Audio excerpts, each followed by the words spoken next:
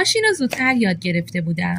اگه چند تا دونه کدو سبز رو بشوری و سر و تهش رو بزنی، با رنده ریز رندش کنی، چند شاخه پیازچه رو هم خورد کنی و چند شاخه جعفری رو هم ساتری خورد کنی و کنار بذاری.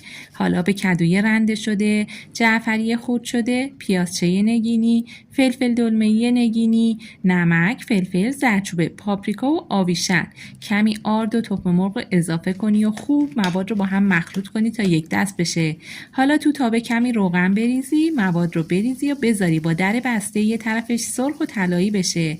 بعد که روی مواد سفت شد برگردونی و اجازه بدی با در باز طرف دیگه کوکو هم سرخ و طلایی بشه. حالا برش بزنی تا کمی هم وسط کوکو سرخ بشه.